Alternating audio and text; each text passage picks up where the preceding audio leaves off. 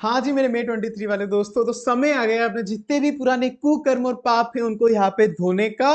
तो अपने आ गए हैं बिल्कुल एग्जाम करीब। अब मुझे नहीं पता आपकी तैयारी अभी कैसे चल रही है।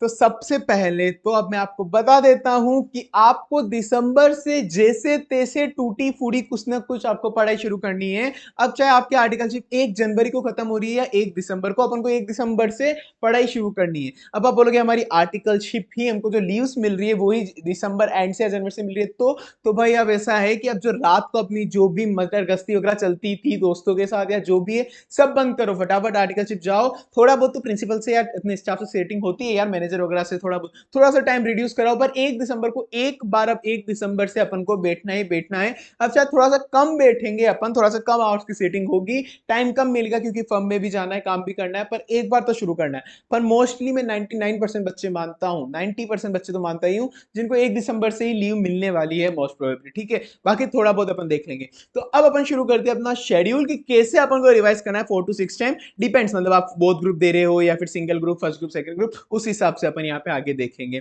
ठीक है, तो अब अपन पहले नीचे चलते हैं। सबसे पहले तो मैं आपको बता देता हूं कि अब आपकी, मुझे नहीं पता आपकी पुरानी पढ़ाई कैसी हुई है, कैसे आगे का, मतलब पुरानी पढ़ाई को आपने कितने ध्यान से दिया है। हो सकता है आपने एफआर अच्छे से पढ़ी हो, एसएफएम की क्लासेस मिस कर दी हो, एसएफएम अच्छे से पढ़ी हो, लो का तो कुछ अंदाज तुम्हें पता ही नहीं हो, ऑडिट का बिल्कुल हवा उड़ी हुई हो सकता है आपका पुराना जो भी हुआ वो हुआ है, उसका कुछ नहीं कर सकते। अब अपन को फोकस करना है आगे क्या करने। अब आप पूछोगे हमारा पुराना अच्छा नहीं हुआ था तो भी अपन कर सकते हैं क्या? बिल्कुल अच्छे से कर सकते हैं भाई। इतने रैंकर्स है जिनकी आर्टिकलशिप के टाइम पे पढ़ाई का कुछ अता पता नहीं है भाई, रात रात तक काम कर रहे हैं, उसके बाद जो एंड के 5-6 महीने उसमें अपन ढंग से पढ़ाई कर लेना तो अच्छे से अच्छी रैंक ला सकते हैं अपन। तो ये चीज तो तुम गांठ मान लो, अभी तक बिल्कुल देर नहीं हुई है, मतलब आप मान लो अभी ये शुरुआत है, आपने अच्छे से पढ़ा है तो आपकी ठीक है हेल्प होगी, वही आपकी हेल्प अभी करेगा। पर ऐसा नहीं है कि आपके पहले ढील दी थी तो अभी कुछ नहीं हो सकता, अभी बहुत कुछ हो सकता है। अभी आप, मैं बोलूं अभी आप पहले का नील भी हो ना तो भी आप रैंक तक आप तैयारी कर सकते हो। बस अब आपको सिंसियरली रहना है, 1 दिसंबर से बिल्कुल सिंसियर हो जाना है अपन को। ठीक है, तो अब अपन शुरू करते हैं। सबसे पहले तो जैसे अपने एग्जाम लीव्स, अब यहाँ पे मैं एग्जाम लीव्स ना छोड़ के अब मैं डाल रहा हूँ डायरेक्ट 1 दिसंबर के पहले पहले तक। 1 दिसंबर के पहले पहले तक आपको अपने जितना भी मटेरियल वगैरह है, जो भी मटेरियल नोट्स आपको जिससे जो जो रेफर करना है, जिस टीचर की क्लास ली अगर उसी के अच्छे है तो उन्हीं का कोई नया वर्जन बाय करना है, आपको लग रहा है तो मैंने बहुत पहले क्लास ली थी, नया वर्जन बाय करना है या फिर कुछ एडिशनल नोट्स उसके अंदर जोड़ने हैं, वो सब जितना भी है कि नोट्स क्या क्या माल मटेरियल से अपन को पढ़ना है, 1 दिसंबर तक सब कुछ कंप्लीट करके रख लो क्लासेस और वो नोट्स वगैरह एक बार आपके इकट्ठे कर लो कि अपन बीच में जो भागे नहीं यार, ये वाला भी बाकी है मेरा, ये वाला तो नोट्स अमेंड हो चुका है, ये सब चीजें बीच में टाइम वेस्ट ना करना है अभी अपन को। अभी जितना भी सब कुछ है सब कुछ गैदर कर लो, आपको जो भी चाहिए प्रिंट आउट बुक्स वगैरह फटाफट। अभी तो प्रिंट आउट का मौका भी, ऑफिस जा रहे होंगे बाद में तो खुद के रुपए लगने वाले हैं, अभी ऑफिस जा रहे होंगे निकाल लेना प्रिंट आउट तो ठीक है, तो अभी वो अपने पास अच्छा बेनिफिट है, तो वो अपन को रखना पड़ेगा क्योंकि एग्जाम टाइम पे अपन ये चीज में टाइम वेस्ट नहीं कर सकते। आपकी सारी कोचिंग वगैरह मैं अज्यूम कर रहा हूँ फर्स्ट टाइम सेल्फ स्टडी है तो आप सेल्फ स्टडी कर रहे थे तो आपने एक बार की वो बुक निपटा ली है, या फिर क्लासेस लिए तो आपने एक बार का अपनी पूरी क्लासेस एक बार निपटा लिए। ठीक है, उसके बाद अब मुझसे कुछ बच्चे पूछते हो, मैं डाउट पहले क्लियर कर लेता हूं, क्या टाइमिंग कितना है और कितना पढ़ना है और कितने आवर्स तक पढ़ना है।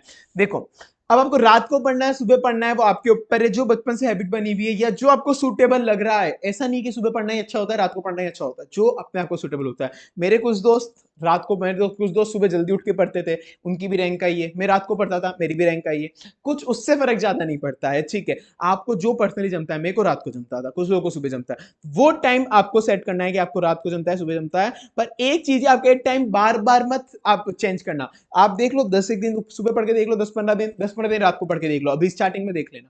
पर ये नहीं कि एक बार आपने पढ़ लिया वो रात को हैबिट सेट हो गई फिर एकदम से सुबह कर लिया, सुबह की हैबिट सेट हो गई एकदम की रात की कर ली, वो चीज आपका टाइम बिल्कुल आपका शेड्यूल हिला देगी, अंदर की बॉडी हिला देगी।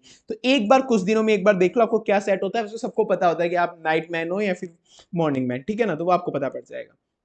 उसके बाद जस्ट एंड के 5-6 महीने हैं, उसके बाद अब आपको क्या करना है, देखो सबसे पहले अभी 8 से 10 घंटे की इनिशियल सीटिंग शुरू करो। सीटिंग बोल रहा हूं मैं, इफिशियंसी तो इतनी नहीं आ सकती एक ही बार में, I know you know both know, और कुछ कुछ की आ रही है तो भाई आप भगवान हो, आप तो फोड़ के आने वाले हो, ठीक है ना। कोशिश करो आए, जितनी अच्छी एफिशिएंसी हो, पर इतनी सीटिंग तो एक बार आपको बैठना ही पड़ेगा। अभी तो अपने बैठने की आदत नहीं है, मुझे पता है, तो धीरे धीरे ये रखो। फिर इनिशियली ये रखने के बाद आपका 1-1.5 महीने के अंदर फटाफट से इंक्रीज करो उसको 12 to 14 आवर्स की ग्रेजुअली। सीटिंग तो बढ़ानी पड़ेगी, इतनी एफिशिएंसी नहीं आती, क्योंकि अपन को पता है एफिशिएंसी अपनी कितनी परसेंट आनी है, वो अपन बाद में देख लेंगे, ठीक है। तो ये सीटिंग तो आपको लेनी ही लेनी पड़ेगी स्टार्टिंग से जितनी ज्यादा सीटिंग हो सकती है उतनी ज्यादा खींचो। कुछ लोग होते हैं स्टार्टिंग में केवल 3-4 घंटे पढ़ रहे, 4-5 घंटे पढ़ने की बहुत टाइम है, बहुत टाइम है। भाई एंड तक कैसे क्या खिंच जाता है पता ही नहीं पड़ता है। और आपका एक जीएमसीएस और आईटी और देख लेना भाई, मैं देख रहा हूँ जीएमसीएस और आईटी क्या एडवांस आईटी जो भी होता है, ये आधे लोग एग्जाम टाइम के बीच में इनके पीछे भागते हैं। तो आप भाई पहले निपटा लो, इनको पहले निपटा लो, इनके लिए एक अलग से टाइम आपको रखना है, या फिर निपटा चुके हो तो बहुत अच्छी चीज है। इन चीज को आप ध्यान में रख के चलना है, एंड टाइम पे लोग भाई इनके लिए भागने पड़ जाते हैं, ठीक है। तो ये चीज आप देख लो। अब अपन को कुछ लोगों का होता है सर घर पे पढ़ू या फिर लाइब्रेरी में जाके पढ़ू। देखो तुम्हारे ऊपर है, तुमको जहाँ सूट होता है वहां पढ़ो। कुछ लोगों को लाइब्रेरी नहीं जमती, लाइक मैं था लाइब्रेरी नहीं जमती थी, बट जब मेरे घर पे गेस्ट वगैरह आए पर मुझे लगा कि अब लाइब्रेरी जाना पड़ेगा, उसके बाद मैं लाइब्रेरी गया। मुझे 3 दिन तक नहीं जमी, चौथे दिन तक तो मेरे को लाइब्रेरी का मतलब बिल्कुल शानदार लगने लग गई वो, मतलब कि लाइब्रेरी ही जाके पढ़ना है, उसके अलावा और कहीं पढ़ाई नहीं होगी, वो होने लग गया था। और बेस्ट भी है, बहुत अच्छी एफिशिएंसी आती है। बट लाइब्रेरी वही ज्वाइन करनी है जहाँ पे आपका कोई दोस्त नहीं आता हो निकम्मा, वरना वो लेके चलेगा, ले आजा कुछ कोल्ड कॉफी पी के आते, आजा कुछ खा के आते, आजा कुछ भी, मतलब टाइम पास के लिए कुछ भी, कोई नहीं मिल जाएगा, बातें करने आ जाएगा, डाउट पूछने आ जाएगा, कुछ भी। वो लोग आपको लाइब्रेरी में बिल्कुल नहीं चाहिए। लाइब्रेरी में आप किसी को नहीं जानते हो, ना वहां पर जाके दोस्ती करनी है, ये चीज भी ध्यान रखना लाइब्रेरी में अगर आप जा रहे हो तो। पर लाइब्रेरी यहाँ मेरे को पर्सनली फील हुआ है कि एफिशिएंसी बढ़ाती है, बाकी आपके ऊपर है, ठीक है। और जो मैंने नीचे टाइम टेबल दिया है वैसे उसमें स्पेयर टाइम कंसीडर करा है, फिर भी आपको टाइम टेबल थोड़ा बहुत तो अपने हिसाब से मॉडिफाई करना ही करना पड़ेगा। एग्जैक्ट टाइम टेबल शायद अगर आप फॉलो कर सको बेस्ट है, पर एक स्पेयर टाइम आपको रखना ही रखना है, कुछ अनसर्टेनिटी के लिए। कुछ भी भगवान ना करे बट कुछ भी अनसर्टेनिटी हो जाए कि यार कभी कुछ हो गया, गेस्ट आ गया, कुछ भी ऐसा अनसर्टेन चीज हो गई, तो उसके लिए कुछ स्पेयर टाइम आपके शेड्यूल में रखना है कि आपको बाद में स्टडी अफेक्ट नहीं हो उसकी वजह से, ठीक है। चलो नीचे। अब आप अगर 1 दिसंबर से शुरू कर रहे हो, अब अगर 1 दिसंबर, मैंने कहा 1 दिसंबर स्टार्ट करनी ही करनी है, अब आपको थोड़ा बहुत करना है, कैसे करना है वो आपको देखना है। और नहीं 1 दिसंबर से नहीं हो पा रही है, 4-5 दिसंबर से हो पा रही है, तो थोड़ा बहुत टाइम टेबल ऊपर नीचे करो भाई, ये तो तुमको करना ही है। पर मैं एक आइडियल टाइम टेबल तुमको दे रहा हूँ, बाकी तुम ऊपर नीचे तुमको करना ही पड़ेगा। बोथ ग्रुप स्ट्रेटेजी नीचे है, उसके बाद में बताऊंगा, फर्स्ट ग्रुप सेकंड ग्रुप उनके लिए भी अलग अलग बताऊंगा, ठीक है। अभी जो पहले बोथ ग्रुप के स्टूडेंट बच्चे दे रहे हैं, अपन को 3 तो करना है फुल रिवीजन, एक करना है स्मार्ट रिवीजन, ये तो बहुत इंपॉर्टेंट है, उसको टोटल 4 रिवीजन हो जाएंगे, ये मैं बताऊंगा कैसे करना है, ठीक है। सबसे पहले तो फर्स्ट सेकंड थर्ड रिवीजन में मैंने आपको नंबर ऑफ डेज अलॉट कर चुके हैं। मेन दिक्कत बच्चों को यही आती है, पता ही नहीं है भाई, वो पूछते सर हमारा तो अभी हम शुरू कर रहे हैं, इसके अंदर 1 महीना खिंच चुका है, पता ही नहीं पड़ा कितना टाइम किसको देना है। कुछ एक हिंट तो बना के चलेगा, अपन स्टडी की प्रोग्रेस कैसे ध्यान दे, इसको दे दिया 1 महीना, बाद में पता पड़ा अब तो इस सब्जेक्ट के लिए टाइम ही नहीं बचा। तो एक आपको आइडियल शेड्यूल चाहिए होगा, ले ये शेड्यूल मैं दे रहा हूँ जो मैंने मेरे लिए फॉलो करा था और मेरे लिए वर्क भी करा था अच्छे से, तो ये शेड्यूल मैं आपको वो पकड़ा रहा हूँ। आपको हो सकता है थोड़ा बहुत ऊपर नीचे करना पड़े आपकी अभी पर्टिकुलर कंडीशन देख के, तो वो आपको करना पड़ेगा इंडेक्स को थोड़ा बहुत ऊपर नीचे, ठीक है, ये मैं मान रहा हूँ। एफ आर सीक्वेंस भी आपको यही लेना है, एफ आर फिर एस एफ एम फिर एस एम पी फिर लो फिर आईडीटी फिर डीटी फिर ईसीएल फिर ऑडिट, ठीक है। सीक्वेंस ही मैंने बहुत अच्छे सोच समझ के बनाया है। एफ आर अपना फर्स्ट पेपर होने वाला है इसलिए एफ आर फिर एस एफ एम, उसके बाद ये प्रैक्टिकल सब्जेक्ट निपट गए तो फिर S C M P theory plus practical mix से, फिर उसके बाद ये थ्योरी लेनी है, थ्योरी थोड़ी एंड में लेनी है, थ्योरी आईडीटी डीटी, ये ऐसी है जो बार बार अपन भूल जाते हैं, तो इसको अपन को लेना ही लेना है। फिर एक ईसीएल अपन को अलग लेना है, ऑडिट क्यों लास्ट में लिए सबको पता है, जितनी बार पढ़ेंगे भूलना ही भूलना है, ये तो फिक्स है। एंड में रखो ताकि एग्जाम में आते आते थोड़ी कंपेरेटिवली ज्यादा याद रहेगी अपन को। ईसीएल में मैं ये मान के चल रहा हूँ अभी तक आपने एक भी बार ना पढ़ा है, एक भी बार पढ़ाई नहीं करी है, तो इसलिए फर्स्ट टाइम आपको 7 डेज तो देने ही देने पड़ेंगे, फर्स्ट टाइम आप रीडिंग लोगे तो, ठीक है। तो ये आपकी सिक्वेंस आपको ये रखना है। और नंबर ऑफ रिवीजन में कितना कितना टाइम लगना चाहिए, इसमें 15, इसमें 8, इसमें 7, 7 8 8 7 10, ये आपको टाइम लगना चाहिए। मतलब फर्स्ट रिवीजन आपका 70 डेज के अंदर कंप्लीट हो जाना चाहिए। ये पीडीएफ आपको मेरे टेलीग्राम चैनल पे मिल जाएगी, टेलीग्राम चैनल का लिंक मैं डिस्क्रिप्शन में दे दूंगा, ठीक है। वरना आप टेलीग्राम में डायरेक्ट जाके सर्च कर लेना, सीए हेमंत सुमानी मिल जाएगा। तो आपका first revision on an approx आपका कंप्लीट होना चाहिए 9 फेब 23 तक आपका फर्स्ट रिवीजन कंप्लीट हो जाना चाहिए। उसके बाद सेकंड रिवीजन में आपका सेम वापस ये मैंने टाइम दे दिया, नंबर ऑफ डेज कितने अलॉट करने, ऑफ कोर्स डिक्रीज तो हो गई होगा टाइम आप पहले से, ठीक है।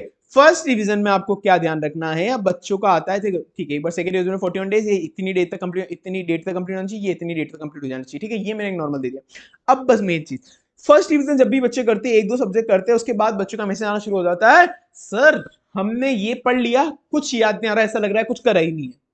करेक्ट, सबके साथ यही होता है। मेरे साथ भी होता है, बिल्कुल मत डरो, ये सबके साथ होता है। तुम जैसे ही फर्स्ट डिवीजन पढ़ोगे तुमको कुछ याद नहीं आएगा, एफआर पढ़े एसएफएम पे शुरू हुआ, एफआर याद ही नहीं आएगी तुमने कभी पढ़ी भी, एसएफएम पे गए एसएमपी पे उतरे हुए एसएफएम खत्म करके ये दोनों याद ही नहीं आएगी तुमने कब पढ़ी थी। यही होता है, यही होगा, ऑफकोर्स होने भी यही वाला है, तो डरना मत, हर एक इंसान के साथ यही होता है। फर्स्ट डिवीजन से तो आपको दिमाग खोलने के लिए होता है कि सिलेबस में ये चीजें हैं, ये क्वेश्चन इतनी अच्छी तरह से सोल्व कर सकते हैं अपन, मार्किंग करनी पड़ेगी। मार्किंग करना आप मत भूलना, मेन हर एक अटेम्प्ट में हर एक रिवीजन में मार्किंग करते रहना, ये इसके बाद ये क्वेश्चन इंपॉर्टेंट है, उसके बाद और फिर मार्किंग होगी। फर्स्ट में आपने 100 क्वेश्चन सेलेक्ट कर लिए, 200 में से 100 सेलेक्ट करे, सेकंड रिवीजन में से 100 के अंदर से 70 हो गए, फिर 70 के अंदर से 40 हो गए थर्ड रिवीजन में, फिर स्मार्ट रिवीजन में 40 के अंदर से 30 हो गए। ऐसी फिल्ट्रेशन प्रोसेस हर रिवीजन में चलेगा। तो आपको हर के अंदर फिल्टर करना है क्वेश्चन की, ये इस बार इजी है, ये इजी है, ये तो ये सेम तरह का है, ये तो मैं डायरेक्ट भी कर लूंगा एग्जाम में। और आपने फर्स्ट डिवीजन में मार्किंग बहुत अच्छे से कर लेनी है कि इस वाले क्वेश्चन के अंदर ये चीजें ही करने लायक है, बाकी क्वेश्चन कट कर दूंगा, ये चीज तो मुझे देखनी नहीं अगली बार। इस वाले क्वेश्चन के अंदर केवल ये पॉइंट काम का है, बाकी चीजें कट कर दो। इस वाले क्वेश्चन को मेरे को डायरेक्ट पढ़ने में हार्ड लग रहा है, तो इस वाले क्वेश्चन को मैं हिंदी में या इंग्लिश में जो भी कंफर्टेबल लैंग्वेज है मैं वहां पे लिख दूंगा, इजीली इलोबरेट कर दूंगा कि इसका, ताकि मैं नेक्स्ट टाइम पढ़ूं तो बहुत इजीली हो जाए, क्योंकि इस बार मैं टाइम दे चुका हूं इस क्वेश्चन को, अगली बार इतना टाइम नहीं दूंगा, इस बार मैं अपनी लैंग्वेज में इस क्वेश्चन को डिस्क्राइब कर देता हूं तो अगली बार इजी हो जाएगा। तो फर्स्ट रिवीजन मेनली इसके लिए होगा, आपका ध्यान रखना।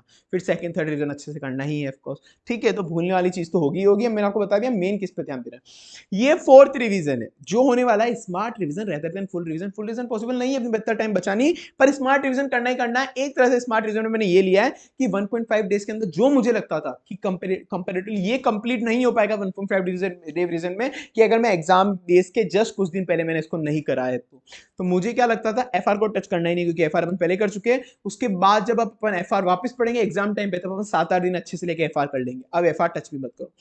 एसएफएम के टॉप क्वेश्चन, और हो सके तो एसएफएम की थ्योरी भी प्लस एसएफएम की थ्योरी भी ये एक दिन के अंदर करो, क्योंकि ऐसे में बहुत सिली मिस्टेक्स हो सकती है।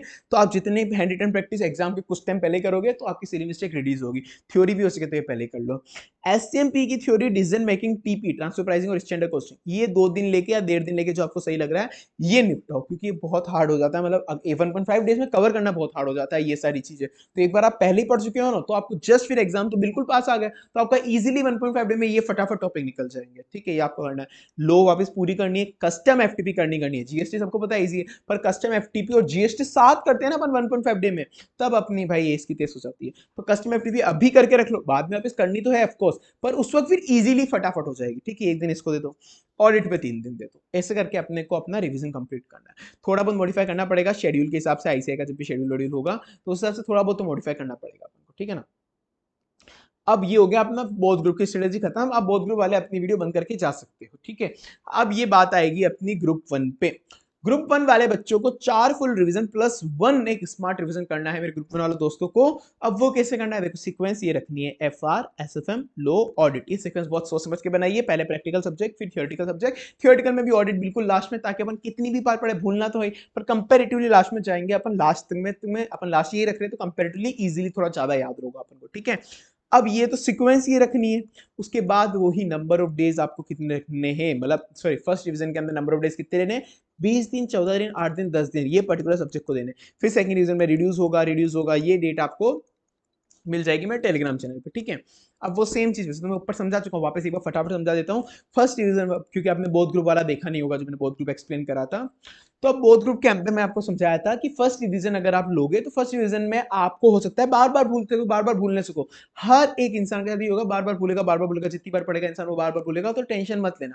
फर्स्ट डिवीजन मेनली किसके लिए होता है, आपके नोट्स बिल्कुल प्रॉपर समराइज हो गई, आपकी नोट्स में मार्किंग बिल्कुल प्रॉपर हो गई, क्वेश्चन का सिलेक्शन आपने शुरू कर दिया, क्वेश्चन का सिलेक्शन की पहले मेरे को ये क्वेश्चन मैंने कट कर दिया, अभी अगली बार नहीं करने, फिर वापस अगली बार वापस सेकंड रिवीजन में कट करोगे कि अब तो ये भी नहीं करने, वापस रिवीजन में करोगे अब तो ये भी नहीं करने। वो कोई भी क्वेश्चन में कोई एडजस्टमेंट पॉइंट हार्ड है, कोई भी हार्ड एडजस्टमेंट पॉइंट है, तो उस एडजस्टमेंट पॉइंट पे तुमने लिख दिया कि इस क्वेश्चन के अंदर पूरा का पूरा क्वेश्चन बकवास है, बस कि ये वाला पॉइंट ही इंपॉर्टेंट है, तो केवल अगली बार यही वाला पॉइंट देखना है, अगली बार केवल यही वाला पॉइंट देखना है।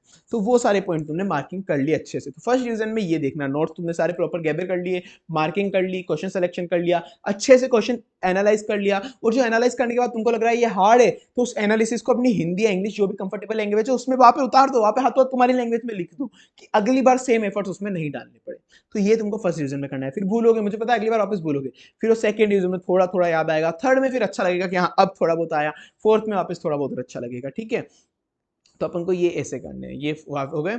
अब उसके बाद जो एक रिवीजन लेना है, ये लेना है अपन को स्मार्ट रिवीजन, 6 रिवीजन, सर यहाँ पे 5+1 होगा।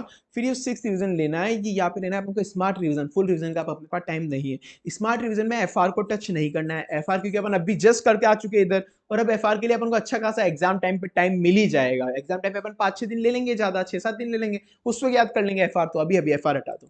उसके बाद एसएफएम की टॉप क्वेश्चन की प्रैक्टिस करनी है, 0.5 डे से 1 डे के अंदर आपको अपने हिसाब से मैनेज करना है, क्योंकि एसएफएम के अंदर बहुत ज्यादा सिली मिस्टेक्स होती है, तो आपको एसएफएम में जितनी आप प्रैक्टिस करोगे उतनी सिली मिस्टेक रिड्यूस होगी और टाइमिंग आपका सही मैनेज होगा। तो एसएफएम की आप प्रैक्टिस करके चलना है इस रिवीजन में।